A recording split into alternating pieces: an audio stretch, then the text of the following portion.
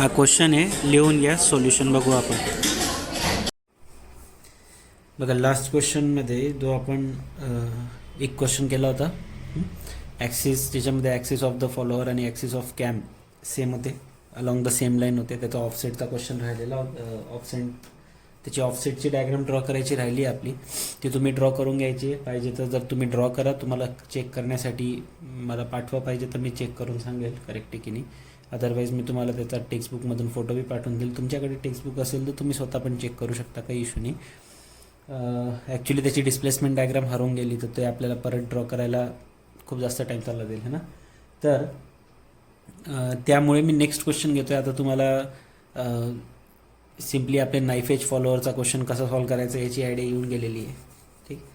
आता मागचे जे 2 क्वेश्चन घेतले आपण, दोन्ही नाईफ एज फॉलोअरचे होते. त्यामध्ये आपण एक घेतला होता विथ द युनिफॉर्म वेलॉसिटीचा आणि एक घेतला होता विथ SHM. नेक्स्ट क्वेश्चन आज जो घेणार आहे आपण तो राहील रोलर फॉलोअरसाठी, जो जास्त टाईम कन्झ्युमिंग राहतो. मोस्टली तुम्हाला एक्झाममध्ये नाही विचारला जात, कारण रोलर फॉलोअरमध्ये टाईम खूप जास्त लागतो ड्रॉ करायला. पण क्वेश्चन आपल्याला घ्यायचा आहे. आपण कशा पद्धतीने क्वेश्चन आपल्याला रोलर फॉलोअरचा जर क्वेश्चन आला तर काय ड्रॉ करायचं आहे, काय चेंजेस आहेत, हे तुम्हाला मी आज सांगेन. चला, तर क्वेश्चन तुम्ही पहिले, आता क्वेश्चन दिसेल तेवढा क्वेश्चन नोट करून घ्या. मग त्यानंतर आपण 1 बाय 1 पूर्ण प्रोसेस करूया. ओके, सो आय होप तुम्ही क्वेश्चन लिहिला असेल.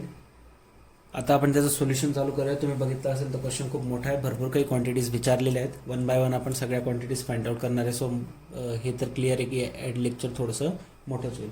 बघा, क्वेश्चन काय सांगितलं आहे, a cam with the minimum radius of 25 mm सांगितलं आहे. ठीक आहे, कॅमची मिनिमम रेडियस तुम्हाला 25 mm दिली, म्हणजे बेस सर्कलची रेडियस दिली तुम्हाला basically. Rotating clockwise with the uniform speed design to give roller follower दिलेला आहे तुम्हाला. आता at the end of the wall rod motion describe as below. So इथून आतापर्यंत काय कळलं की जो आपला बेस सर्कल आहे त्याची रेडियस 25 mm ची असणार आहे, आणि त्यावर जो कॅम्प प्रोफाईलवर जो फॉलोअर आहे तो रोलर फॉलोअर आहे. पुढे सांगितलं आहे की to raise the valve through 50 mm during the 120 degree rotation of cam. म्हणजे कॅम्प किती डिग्री रोटेट करतोय, 120 डिग्री रोटेशनमध्ये फॉलोअर जो आहे तो किती वरती येतोय. फॉलोअर सांगितलंय बघा, to raise the valve through 50 mm, म्हणजे फॉलोअर किती mm वरती येणार आहे, 50 mm. तर डिस्प्लेसमेंट ऑफ द फॉलोअर दिलं आहे तुम्हाला 50 mm, आणि ते कधी होतं आहे, ज्यावेळेस तुमचा आउटस्ट्रोक होतोय कितीचा, 120 डिग्रीचा. 120 डिग्री पहिल्या रोटेशनमध्ये आपला फॉलोअर 50 mm वर येणार आहे. त्यानंतर ड्वेल दिलेला आहे तुम्हाला नेक्स्ट 30 डिग्री, तिथं क्लिअरली मेन्शन आहे ना, टू कीप द वॉल फुली rise through the next 30 degree, म्हणजे 30 डिग्रीपर्यंत वॉल तिथंच असणार आहे. त्याच्यानंतर वॉल परत लो होईल पुढच्या नेक्स्ट 60 डिग्रीपर्यंत, म्हणजे डाऊन स्ट्रोक दिलेला आहे अपस्ट्रोक नंतर, आणि लास्टला परत ड्वेल आहे 150 डिग्रीचा, 150 डिग्रीचा. डायमीटर ऑफ रोलर, आता इथं या क्वेश्चनमध्ये आपण रोलर फॉलोअर आलेला आहे, तर डायमीटर ऑफ रोलर येईल, तो दिलेला आहे तुम्हाला 20 mm चा. डायमीटर ऑफ द कॅम्पशाफ्ट दिलेला आहे 25 mm. कॅम्पशाफ्ट हा बेस सर्कलच्या मध्ये राहतो, सगळ्यात मध्ये राहतो तुमचा. हा बघा, हा शाफ्ट, याच्यावर लावला जाईल तुमचा कॅम्प, आणि त्या कॅम्पवर राहतो कॅम्पवर राहतो फॉलोअर. तर शाफ्ट फिरतो, शाफ्टमुळे कॅम्प फिरतो, आणि कॅम्पमुळे तो फॉलोअर रेसिप्रोकेट करत असतो. हा, ही पूर्ण प्रोसिजर आहे. सगळ्यात मध्ये कोण राहतं, मग सगळ्यात मध्ये जर काही राहत असेल तर तो राहतो कॅम्पशाफ्ट. जर क्वेश्चनमध्ये कॅम्पशाफ्टचा डायमीटर रेडियस दिलेला आहे तर ड्रॉ करायचा, अदरवाईज ड्रॉ करायचं नाही. यापूर्वीचे जे दोन्ही क्वेश्चन होते त्याच्यामध्ये आपल्याला कॅम्पशाफ्टबद्दल काहीही मेन्शन नव्हतं, म्हणून आपण ड्रॉ केलं नव्हतं. या क्वेश्चनमध्ये आपल्याला कॅम्पशाफ्ट दिलेला आहे, कॅम्पशाफ्टचा काय दिलं आपल्याला, डायमीटर दिलेला आहे, तर आपण कॅम्पशाफ्ट ड्रॉ करणार. त्याच्यावरती येईल बेस सर्कल. ठीक आहे, बेस सर्कलच्या वरती या ठिकाणी प्राईम सर्कल येईल, कारण की या ठिकाणी फॉलोअर कसा आहे, रोलर फॉलोअर आहे. तर बेस सर्कल सगळ्यात मध्ये कॅम्पशाफ्टच्या वरती बेस सर्कलच्या वरती तुमचा प्राईम सर्कल, आणि मग प्राईम सर्कलच्या वरती येईल तुमचा फॉलोअर. ठीक आहे, प्राईम सर्कल का बरं येतोय हे लक्षात ठेवा. प्राईम सर्कल फक्त त्याच क्वेश्चनमध्ये येईल जिथं रोलर फॉलोअर आहे. ठीक, चलो पुढे सांगितलंय, draw the profile of cam when the line of stroke of the wall rod passes through the axis of the camshaft. ही वाली डायग्राम आपण आज ड्रॉ करणार आहे. ऑफसेट 15 mm चा आहे, तो आपण नेक्स्ट लेक्चरमध्ये घेऊ. त्यासोबतच अजून आपल्याला फॉलोअरचं मोशन कसं होतं ते माहीत पडलं नाही. खाली बघा दिलेलं आहे, the displacement of the valve while being raised and lower is take place with the simple harmonic motion. So displacement कसं होतंय, सिम्पल हार्मोनिक मोशनने होत आहे. सो आपल्याला इथून कळून गेलं की फॉलोअरचं मोशन कसं होणार आहे, विथ द SHMने होणार आहे, सिम्पल हार्मोनिक मोशन. त्या हिशोबाने आपल्याला त्याची डिस्प्लेसमेंट डायग्राम ड्रॉ करावी लागेल. आणि फाइंड आउट अजून त्यासोबतच काय करायचं आहे, maximum acceleration of wall rod Wien the camshaft rotate at 100 RPM. जर तो कॅम्पशाफ्ट जो आहे आपला शाफ्ट जो होता सगळ्यात मधला, तो जर 100 रिव्हॉल्युशन पर मिनिटच्या स्पीडने रोटेट होतोय तर ॲक्सेलरेशन फाइंड आउट करा. सोबत डिस्प्लेसमेंट, वेलॉसिटी, ॲक्सेलरेशन डायग्राम पण फाइंड आउट करायची कंप्लीट एका सायकलसाठी, एक रिव्हॉल्युशनसाठी. सगळ्यात पहिले तर एवढा मोठा क्वेश्चन तुम्हाला विचारला जात नाही. याच्यामधनं जर समजा हा क्वेश्चन ॲज इट इज बी विचारायचं म्हटलं तर कसा विचारला जाईल, फक्त तुम्हाला सांगितलं जाईल की SHMने मोशन होतंय फॉलोअरचं, SHM परफॉर्म करतोय, आणि त्याच्यानंतर बाकी तुम्हाला आउट स्ट्रोक, रिटर्न स्ट्रोक, ड्वेलचे टाईम वगैरे दिले जातील आणि सिम्पली तुम्हाला कॅम्प प्रोफाईल ड्रॉ करायला लावतील. ठीक आहे. हे डिस्प्लेसमेंट डायग्राम, त्या डिस्प्लेसमेंट डायग्राम ऑफकोर्स ड्रॉ करावीच लागते. वेलॉसिटी ॲक्सेलरेशन डायग्राम किंवा वेलॉसिटी ॲक्सेलरेशन वगैरे फाइंड आउट करायला विचारत नाही. कधी कधी फक्त असा क्वेश्चन येतो की ग्राफिकल मेथड नका करू, म्हणजे कॅम नका काढू, फक्त डिस्प्लेसमेंट, वेलॉसिटी आणि ॲक्सेलरेशनच्या व्हॅल्यूज काढायला लावतात. ते आलं तर मग ते 2-3 मार्क्ससाठी क्वेश्चन येतो. आता मी तुम्हाला ड्रॉ सांगेल, ज्यावेळेस आपण ते सॉल्व्ह करू त्यावेळेस सांगेल मी तुम्हाला अजून कसा क्वेश्चन येऊ शकतो. चला मग आता स्टार्ट करूया आपण आपल्या डिस्प्लेसमेंट डायग्रामसाठी. सगळ्यात पहिले चला बघा ड्रॉ करायला स्टार्ट करूया. सगळ्यात पहिले आपल्याला काय ड्रॉ करावं लागेल, डिस्प्लेसमेंट डायग्राम. आणि डिस्प्लेसमेंट डायग्रामसाठी सगळ्यात पहिले लागेल आपल्याला एक स्केल घ्यावी लागेल. आणि स्केल कशी घेता आपल्याला माहिती आहे. काय करणार, सगळ्यात पहिली स्टेप स्केल घेऊया. ओके, सो आपल्याला सांगितलं आहे 120 degree of rotation of cam, म्हणजे आउटस्ट्रोक 120चा येईल. त्याच्यानंतर 30, 60 आणि 150. बघा क्वेश्चन स्टार्ट करूया आता आपण. क्वेश्चनमध्ये आपल्याला सगळ्यात पहिले डिस्प्लेसमेंट डायग्राम ड्रॉ करावी लागेल. आणि डिस्प्लेसमेंट डायग्राम ड्रॉ करण्यासाठी आपल्याला ज्या व्हॅल्यूज दिलेल्या आहेत स्ट्रोक्सच्या, ज्या व्हॅल्यूज दिलेल्या आहेत त्या आपण सगळ्यात पहिले बघून घेऊ. काय काय दिलेलं आहे आपल्याला व्हॅल्यूजमध्ये. ओके, आपल्याला गिवन व्हॅल्यूजमध्ये दिलेलं आहे की आउटस्ट्रोक 120 डिग्री आहे, रिटर्न स्ट्रोक ड्वेल जो आहे तुमचा तो पुढचा 30 डिग्री आहे, त्यानंतर रिटर्न स्ट्रोक असणार आहे पुढचा 150 डिग्रीचा, आणि रिटर्न स्ट्रोक आहे पुढचा 60 डिग्री आणि त्या पुढचा आहे 150 डिग्री. सो व्हॅल्यूज जे आहेत त्या सगळ्या 30च्या मल्टिपल्स आहेत. पण ट्राय करा की तुम्हाला ज्यावेळेस ते डिवाईड करावं लागतं ना 6 पार्ट्समध्ये, त्यावेळेस ते व्यवस्थित होईल, है ना. तर आता आपल्याला टोटल किती होईल, 360 डिग्री. आणि या 360 डिग्रीचा आपल्याला काय करावं लागेल, या 360 डिग्रीला आपल्याला अशा पद्धतीने डिवाईड करायचं आहे की जेणेकरून हे सगळे आपल्याला इव्हन पार्ट्समध्ये करता आले पाहिजे. सो एक तर तुम्ही 20 डिग्रीची स्केल घेऊ शकता, 15 डिग्रीची घेऊ शकता, 30 डिग्री इक्वल टू 1 सेंटीमीटर घेऊ शकता, चॉईस तुमची आहे. ठीक आहे. 15 डिग्री जर घेतलं तर जरा जास्त छोटं होऊन जाईल ते, कारण 360 डिवाइड बाय 15 जर केलं तर मला वाटतं जवळपास 24 उत्तर घ्यायचं आहे. 360 डिवाइड बाय 15, यस 24 सेंटीमीटर. खूप जास्त मोठी लाईन होऊन जाईल ना, 24 सेंटीमीटर हॉरिझॉन्टल बसेल ती कदाचित. एवढं मोठं तर नाही घेऊ शकत आपण. तर मग आपण ऑन एन ॲव्हरेज 30ची स्केल घेऊन टाकू 360 डिग्रीसाठी, की 30 डिग्री इज इक्वल टू काय घेणार आपण, 1 सेंटीमीटर. मग 360 डिग्रीसाठी किती सेंटीमीटर येईल ते टोटल. त्या पद्धतीने जर बघायचं म्हटलं तर 360 डिग्रीसाठी लेंथ येणार आहे आपली जवळपास 12 सेंटीमीटर. तर सगळ्यात पहिले एक 12 सेंटीमीटरची आपण लाईन ड्रॉ करून, की पॅरलल लाईन्स खेचून घेऊ पहिले इथं थोड्याशा त्या सरफेसवरून.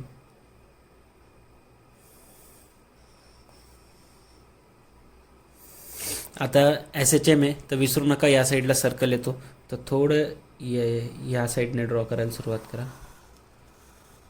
ही काढली आपण 12 सेंटीमीटरची लाईन लाईक दिस. ठीक आहे. आता 12 सेंटीमीटरमध्ये आपल्याला पार्ट्स करावे लागतील. सगळ्यात पहिले 12 सेंटीमीटरमध्ये पार्ट्स कसे करणार, आपण 30 डिग्रीला 1 सेंटीमीटर कन्सिडर करतोय. तर ह्या 12 सेंटीमीटरचे पार्ट्स करण्यासाठी सगळ्यात पहिले 120 डिग्री आहे. 120 डिग्री म्हणजे किती सेंटीमीटर होईल ते, 4 सेंटीमीटर. पुढचं 30 डिग्री म्हटल्यावर ते 1 सेंटीमीटर होईल. So here is that 1 centimetre.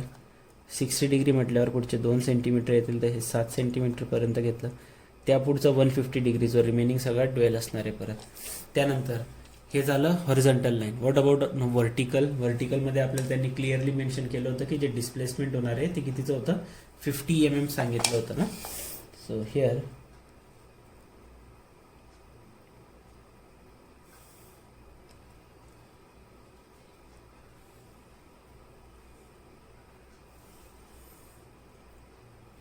mm in the sense तुम्हाला 5 सेंटीमीटरची लाईन ड्रॉ करायची आहे.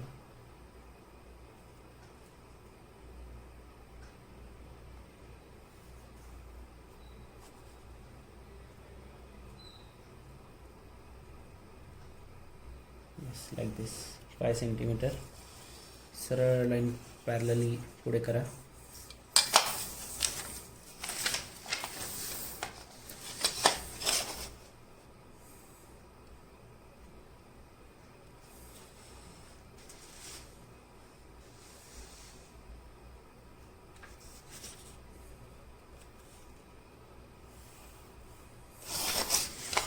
ही 5 सेंटीमीटरची लाईन आपण पुढे केली लाईक दिस. 5 सेंटीमीटर आपल्या इथंच होतं आहे.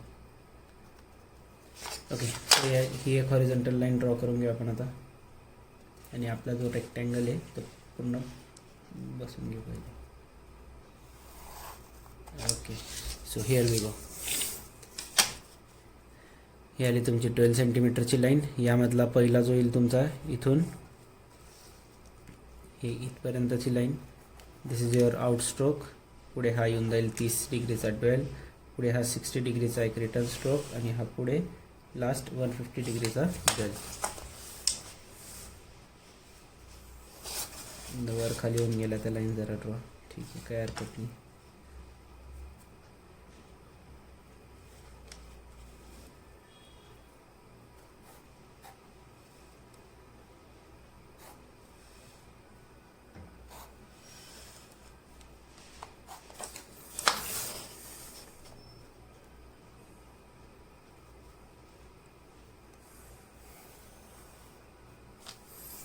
ओके, लाईक दिस.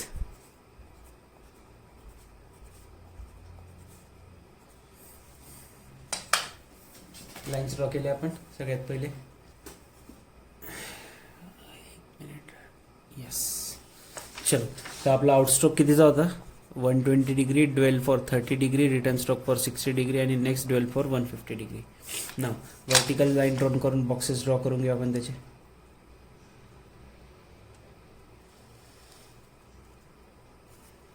लाईक दिस.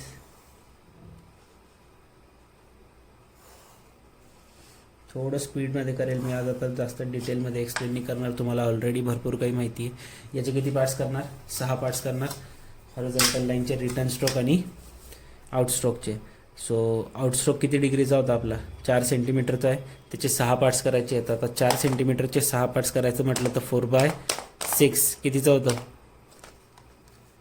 बघून घ्या, 0.6. 0.6चा एक पार्ट.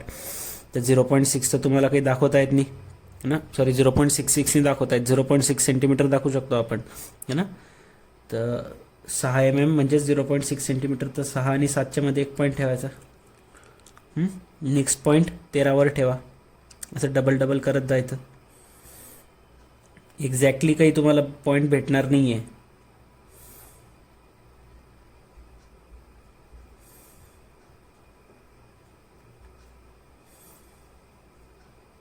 एक 2 3 4.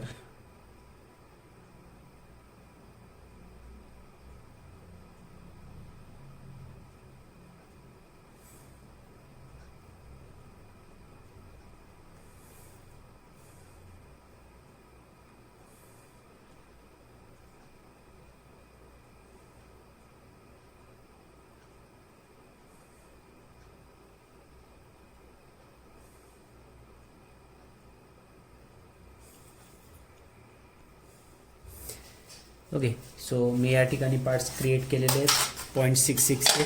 एक्झॅक्टली 0.66नी बसवत आहेत आपल्याला. तर 0.6 पुढच्या वेळेस थोडंसं त्याच्यामध्ये पॉईंट्स ठेवत चला. सो थोडंफार मागे पुढे होणारच आहे ते काही ॲक्युरेट येणार नाही. आणि हे तुमचंच नाही, हे सगळ्यांचंच होईल. त्यामुळे तुम्ही बिंदास करू शकतात.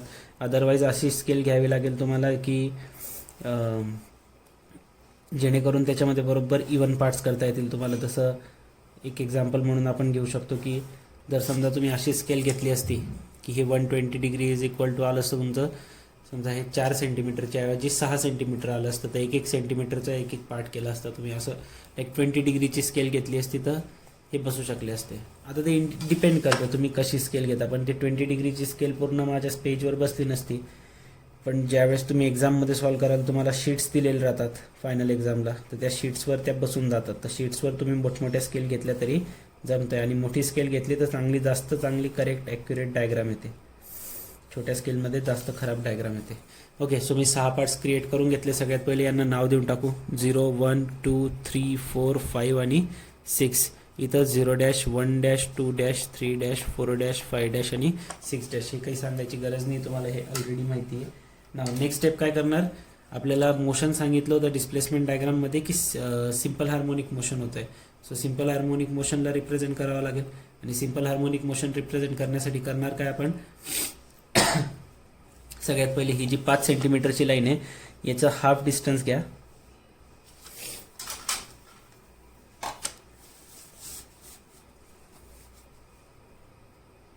ही जी 5 सेंटीमीटरची लाईन आहे याचा आपण हाफ डिस्टन्स घेऊया.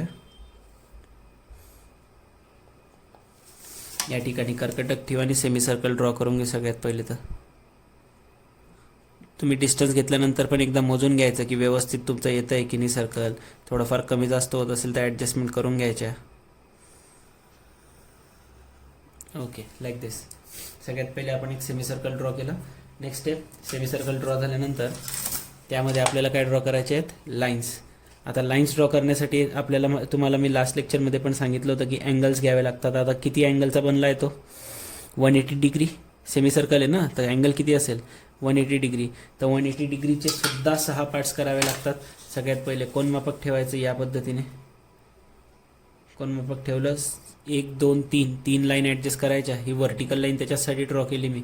तिन्ही लाईनी ॲडजस्ट केल्या. आता किती डिग्रीचे बनतील ते अँगल्स, 30 डिग्रीचे. 30, 60, हियर 90, 120, 150 अँड 180 लाईक दिस. तर हे जे काही पॉईंट्स आले त्यांना सेंटरसोबत जॉईन करून घ्या.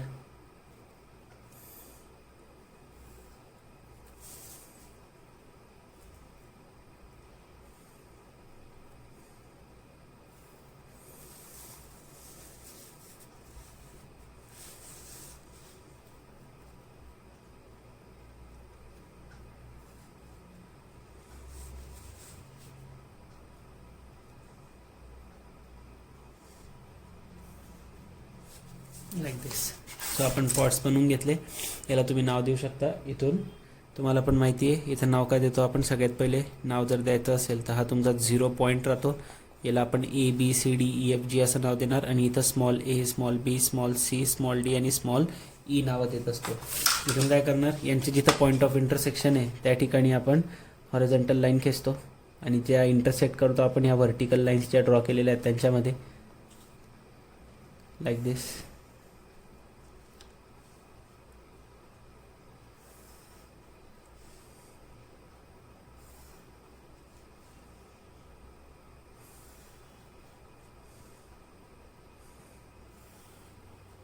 ओके, सो ज्या ठिकाणी पॉईंट ऑफ इंटरसेक्शन भेटला त्याला नाव देऊन टाका BCDEFG. ठीक आहे. आता जिथे जिथे इंटरसेक्शन होतं आहे त्या ठिकाणी तुम्हाला पुढे कंटिन्यू नाव देत चालायचं आहे. G नंतर नेक्स्ट येईल तुमचा कोणता पॉईंट येणार आहे, H.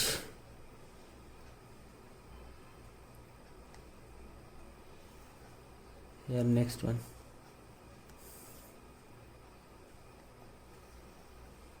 तिसऱ्या लाईनपर्यंत, चौथ्या लाईनपर्यंत, 5व्या लाईनपर्यंत, 6व्या लाईनपर्यंत. ओके, सो आपण नाव काय देतो, G. इथं पॉईंट ऑफ इंटरसेक्शनला H, इकडच्या याला J, इकडे K, L, M, N आणि लास्टला P. हे नावं दिलेलं राहतात. आता त्यांना सगळ्यात पहिले जॉईन करणार आपण, म्हणजे आपली डिस्प्लेसमेंट डायग्राम होऊन जाईल. सो EBC यांना जॉईन करूया. 3 points at the same time join करायचे. तुम्हाला पहिले पण सांगितलं आहे मी.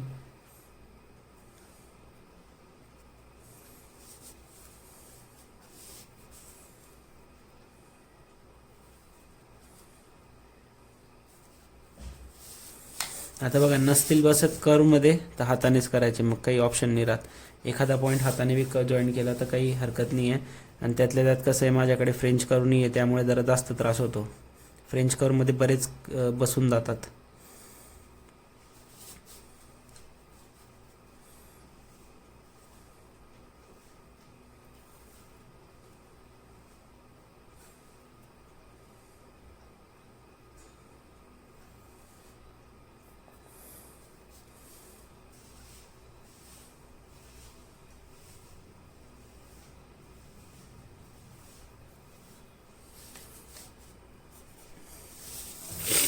आता मी हातानेच करतोय, तुम्ही करत बसायचं ते पटपट. आता लेक्चर जास्त मोठं नाही झालं पाहिजे म्हणून आवडतो मी पटपट हातानेच. सो हे अशा पद्धतीचा तुमचा एक डिस्प्लेसमेंट डायग्राम बनून जाईल. ही झाली तुमची डिस्प्लेसमेंट डायग्राम. ठीक आहे. एक गोष्ट दाखवायची राहून गेली आपली इथं की this length is 50 mm. Okay, so ही झाली आपली डिस्प्लेसमेंट डायग्राम. हा क्वेश्चन असा आहे की ज्याच्यामध्ये आपल्याला वेलॉसिटी आणि ॲक्सेलरेशन डायग्राम सुद्धा विचारलेली आहे. मी तुम्हाला एकदा सांगितलं होतं पहिले शिकवताना की तुम्हाला वेलॉसिटी ॲक्सेलरेशन डायग्राम सुद्धा विचारले जातात. पण मग जर फक्त डायग्राम विचारली गेली ना तर फक्त असं सांगतात draw the displacement acceleration and velocity diagram for the follower performing SHM. मग तुम्हाला ही डायग्राम अशी रँडम, याला काही मेजरमेंट नाही राहणार. तुम्ही किती बी अँगल घेऊन किती बी स्केल घेऊन तुमच्या हिशोबाने ड्रॉ करू शकतात. सो अशी एखादी तुम्हाला डिस्प्लेसमेंट डायग्राम ड्रॉ करून दाखवावी लागेल. याच्या रिस्पेक्टिव्ह येणारी तुमची ॲक्सेलरेशन वेलॉसिटी डायग्राम ड्रॉ करून दाखवावी लागेल ना. क्वेश्चनमध्ये नाही विचारत ते मोस्टली असं. ठीक आहे, क्वेश्चनमध्ये नाही विचारणार. पण आता हा क्वेश्चन दिलेला आहे तर याच्यामध्ये आपण कंप्लीट सॉल्व्ह करू. आपल्याला क्वेश्चनमध्ये त्यांनी वेलॉसिटी आणि ॲक्सेलरेशन सुद्धा विचारलेलं आहे या ठिकाणी. आणि वेलॉसिटी ॲक्सेलरेशन कसं काढतात याचा फॉर्म्युला SHM साठी मी तुम्हाला लिहून दिलेला होता की जर maximum acceleration of the rod, साईडला लिहितो मी इथं, मॅक्सिमम ॲक्सेलरेशनसाठी फॉर्म्युला काय लिहिला होता आपण. मॅक्सिमम ॲक्सेलरेशन जर काढायचं असेल तर पहिले आपल्याला वेलॉसिटी माहिती असणं गरजेचं आहे. सो अँग्युलर वेलॉसिटी फॉर्म्युला काय राहतो 2πn/60. हे लिहून दिलं आहे तुम्हाला बघा सुरुवातीला. यांची व्हॅल्यू त्यांनी दिलेली आहे आपल्याला की that camshaft is revolving with the 100 RPM. So 2π100/60 जर केलं तर इथून ओमेगाची व्हॅल्यू भेटेल तुम्हाला 10.47 रेडियन पर सेकंड. ही सगळ्यात पहिले ओमेगाची व्हॅल्यू भेटली. ओमेगाची व्हॅल्यू भेटली तर आपण वेलॉसिटी फाइंड आउट करू शकतो है ना. वेलॉसिटी ऑफ द फॉलोअर म्हणून घ्या किंवा velocity of the wall rod म्हणून घ्या. ज्यावेळेस तो अपस्ट्रोकमध्ये आउटस्ट्रोकमध्ये, इथं आपण आउटस्ट्रोकसाठी ओ लिहितोय. So velocity of follower during outstroke लिहून घ्या. सो आउटस्ट्रोकमध्ये वेलॉसिटीचा फॉर्म्युला काय होता πWs/2 × θ0. So pi as it is डब्ल्यूची व्हॅल्यू, ओमेगाची व्हॅल्यू किती 10.47. एस काय राहतं डिस्प्लेसमेंट, आणि डिस्प्लेसमेंट किती सांगितलं आहे 50 mm सांगितलं आहे. तर mmचं कन्वर्जन मीटरमध्ये करण्यासाठी तुम्हाला मल्टिप्लाय करावं लागेल बाय 10⁻³ 2 × θ0 म्हणजे आउटस्ट्रोक आहे. तर आता आउटस्ट्रोक किती डिग्रीचा सांगितलं आहे 120 डिग्री. त्या 120 डिग्रीला तुम्हाला रेडियनमध्ये कन्वर्ट करावं लागेल. मग 120 डिग्रीला रेडियनमध्ये कसं कन्वर्ट करायचं बघा. इथं आता किती सांगितलं आहे 120 इंटू रेडियनमध्ये कन्वर्ट करण्यासाठी रेडियनमध्ये पाहिजे ना, तर येस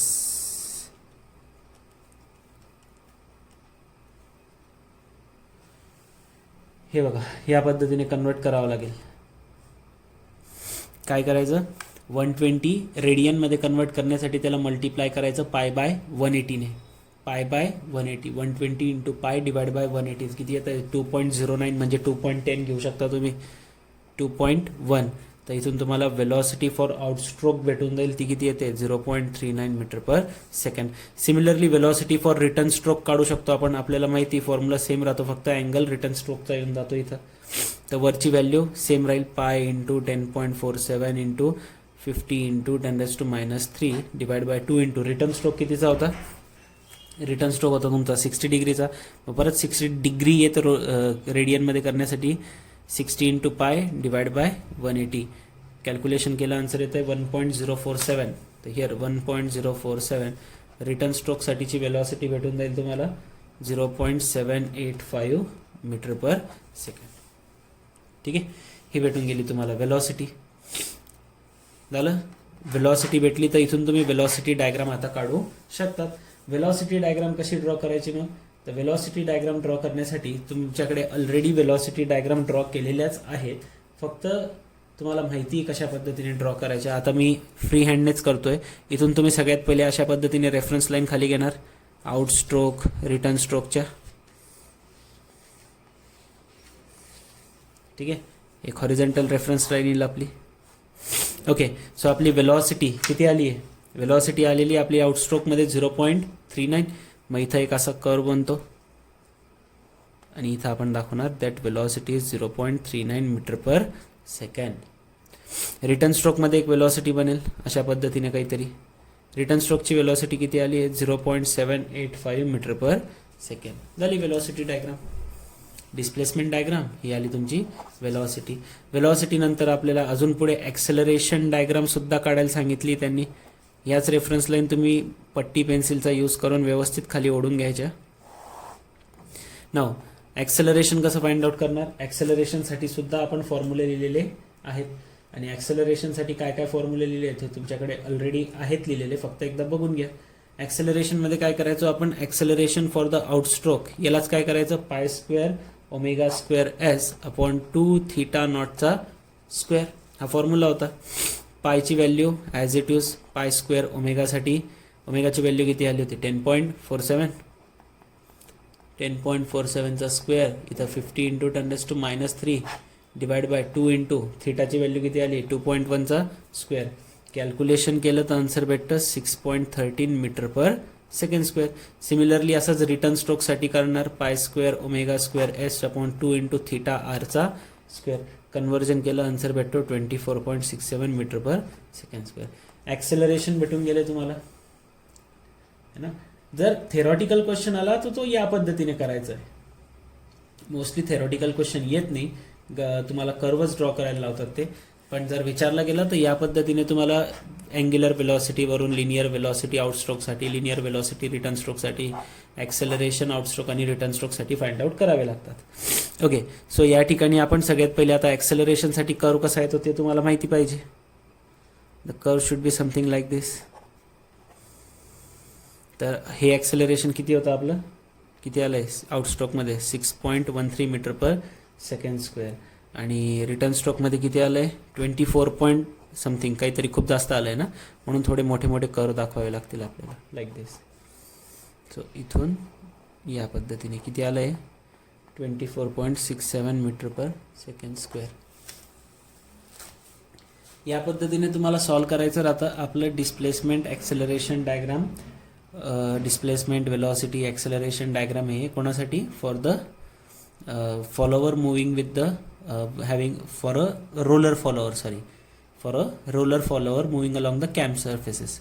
Now हे तर झालं तुमचे ॲनालिटिकल मेथड, किंवा जर मी तुम्हाला जे सांगत होतो की क्वेश्चन अदर एकतर असा विचारला जाईल की ज्यामध्ये वेलॉसिटी ॲक्सेलरेशन वगैरे व्हॅल्यू फाइंड आउट करायची आहे, displacement acceleration velocity diagram draw करायची. पण ही जी डायग्राम राहील ही पूर्ण लाईक रँडम राहील. याच्यामध्ये काही क्वेश्चन्स म्हणजे अशा व्हॅल्यूज नाही राहणार, तुम्हाला मोजून मापून नाही काढावं लागणार. पण मी परत सांगतोय की असे क्वेश्चन फार रेअरली विचारले जातात. हे जे क्वेश्चन आहे हे फार रेअरली येतात. मोस्टली तुम्हाला कॅम्प प्रोफाईलच ड्रॉ करायला राहतील. ठीक आहे, तर हेच लेक्चर आपलं जवळपास अर्ध्या तासाचं बनून गेलं आहे आता. तर याला मी आज इथंच थांबवतो. नेक्स्ट लेक्चरमध्ये मी तुम्हाला याचं डिस्प्लेसमेंट डायग्राम तर आपली झालेली आहे. आता या डिस्प्लेसमेंट डायग्रामवरून आपण कॅम्प प्रोफाईल रोलर फॉलोअरसाठी कशा पद्धतीने ड्रॉ करणार आहे ते सांगेल.